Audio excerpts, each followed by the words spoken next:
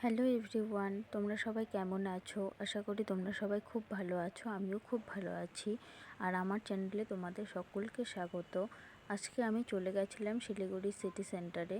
না, কোনো শপিং করতে নয়, কারণ তোমাদের আগের ভিডিওতে বলেছিলাম যে আমাদের কলেজ থেকে একটা জব ফেয়ার অ্যারেঞ্জ করেছে। তো স্যার নিজে করেনি, সেটা একটা কনসালটেন্সি এজেন্সির মাধ্যমে করেছে। তো তাই তারা মানে সেকেন্ড রাউন্ড ইন্টারভিউয়ের জন্য ওই তাদের অফিস যেটা ওই সিটি সেন্টারে আছে সেখানে তারা ডেকেছিল। তো তার জন্যই গিয়েছিলাম আজকে। তো তারপর সেখানে অনেকক্ষণ সেই 2টা-2:30 পর্যন্ত ছিলাম।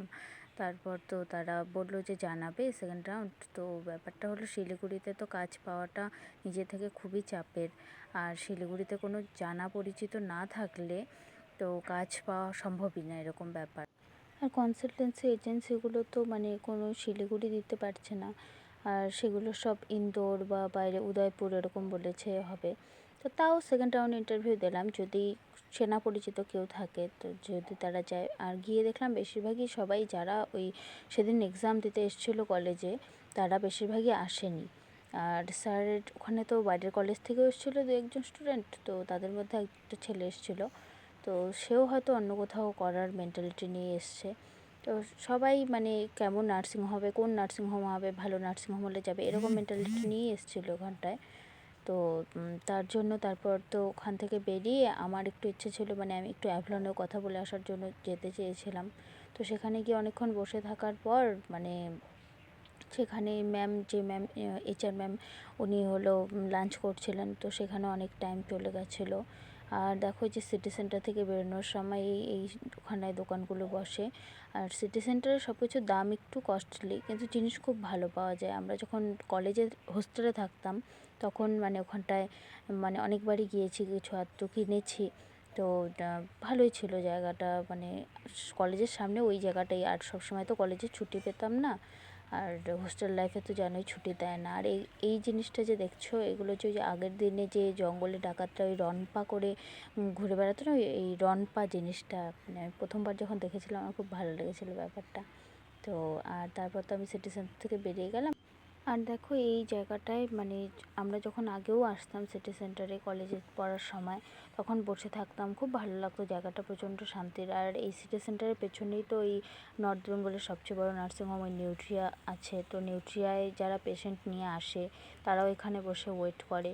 তো জায়গাটা প্রচণ্ড শান্তির, মানে মন জুড়িয়ে যায় এরকম জায়গা এখানটায় বসে থাকলে। তারপর তো ওই অ্যাভলনে গিয়ে ওখানটায় এইচআর ম্যাম লাঞ্চ করছিলেন, অনেক লেট হচ্ছিলো। আমি 1 ঘন্টার মতো বসেছিলাম, তবুও মানে উনি মানে দরজাটা অফ করা ছিল, বলছিল এখন লাঞ্চ টাইম। তো আর কতক্ষণ ওয়েট করবো, আমাকে বাড়িও ফিরতে হবে, তার জন্য আমি চলে আসছিলাম। আর আসার পথে আমি যেহেতু মেকআপের প্রোডাক্টগুলো একটু মানে হোলসেল মার্কেটে কেমন দাম সেটা দেখার জন্য একটু হকার্স কর্নারে চলে গেছিলাম। তো যদিও আমি সেই দোকান আর খুঁজে পাইনি। আর আগেও এত হকার্স কর্নারে গিয়েছি, কোনো দিনও এই মন্দিরটা আমি লক্ষ্যই করিনি। মানে কীভাবে যে লক্ষ্য করিনি জানি না। মানে ঢোকার গেটটা ছোট, কিন্তু মন্দিরটা ভেতরে অনেক বড়। তো তারপর দেখার পর আমি একটু মন্দিরে চলে গেলাম। আর এখানে কারোর অন্নপ্রাশনের অনুষ্ঠান মনে হয় হচ্ছে। তো আমি দূর থেকেই ঠাকুরকে প্রণাম করে নিলাম, নিয়ে তারপর একটু মার্কেটের ভেতরে চলে গেলাম। আসলে আমি বাস থেকে নামার সময় ভুল পথে নেমেছি, মানে আমাকে ভেতরে অনেকটা হাঁটতে হয়েছিল। অর্ধেক ভেতরে ঢুকে আবার একটা গলি দিয়ে বেরিয়ে মানে এই দিকের রাস্তা দিয়ে গেছিলাম, এর জন্য মানে মন্দিরটা দেখতে পারলাম। আবার মানে যেই পথ দিয়ে সবসময় যাই সেই পথ ধরেই তারপর গেলাম। মানে আমি বাস থেকে আর একটু পরে যদি স্টপেজে নামতাম তাহলে আমার ঠিক ছিল, তো বুঝতে পারিনি। মানে মাঝখানে অনেক দিন যাতায়াত নেই তো মনে হয় এর জন্যই ভুলে গেছি। তো দেখো ফুলের বুকেগুলো কত সুন্দর লাগছিলো। আর এই মার্কেটে না সব কিছু মানে এমনি জুয়েলারি, যেগুলো কসমেটিক্স জুয়েলারি হয়, খুব মোটামুটি কম দামে বিক্রি হয়। এই ক্লিপগুলো যেমন মানে 20 টাকা করে এত বড় বড় ক্লিপগুলো ছিল। আর আমি মার জন্য একটা মালা, এই মালাটা নিয়ে নিয়েছিলাম, কারণ মানে ট্রেনে যখন যায়, ট্রেনে কোথাও দূরে গেলে তো তখন তো এই ধরনের মালাগুলো পরে যাওয়াই সেফ, তখন তো আর সোনা পরে যাওয়া যায় না। তারপর একটু ঠাকুর প্রণাম করে নিলাম, মার্কেটের ভেতরে ছিল। আর এখানে ব্যাগগুলোও ভালোই সস্তাই ছিল। আর মানে এই রেল লাইনটা পার করে পুরো মার্কেটটা এই পাশ ও পাশ এরকম মিলিয়ে হয়। তো ভালো ছিল, সবই ভালো ছিল। আজকে তো আমি প্রয়োজনের মার্কেটিং করতেই গেছি। আমি যা খুঁজছিলাম আজকে আমি একদমই কিছু পাইনি। আর আগের মতো ব্যাপারটা না, মানে আগে যেমন যা ভালো লাগতো কিনে নিতাম, এখন তো মানে আমি আমি সত্যি এখন বুঝে শুনে খরচ করতে শিখে গেছি। মানে অপ্রয়োজনীয় জিনিস আমি কিনি খুব কম, এখন আগের মতো কিনি না।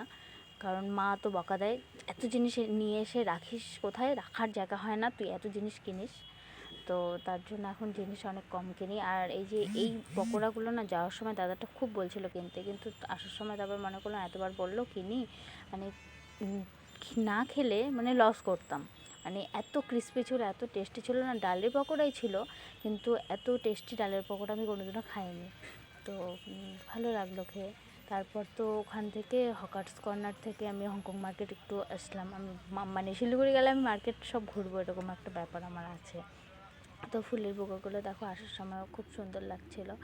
আর মানে আমি ভাত তো খাইনি সারাদিনে, এই ভাজাভুজি এগুলো খেয়েই যাচ্ছি। তারপরে এই মানে ভেজ চপগুলো দেখে ভালো লাগছিলো, ভেজ চপ আর পকোড়া দিয়ে একটা প্লেট নিজের জন্য বানিয়ে নিয়েছিলাম।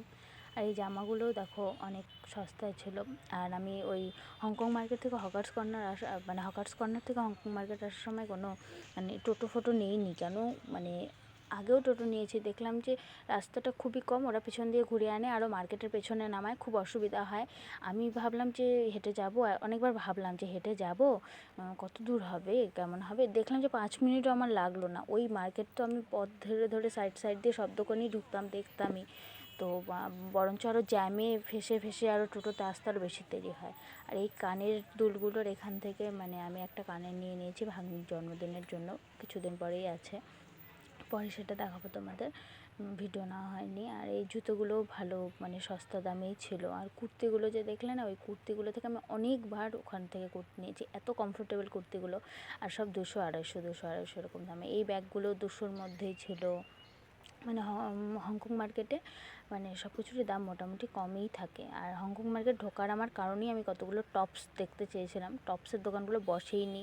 মানে সেদিন অক্ষয় তৃতীয়া ছিল বলে তার জন্যই নাকি এরকম হয়েছিল।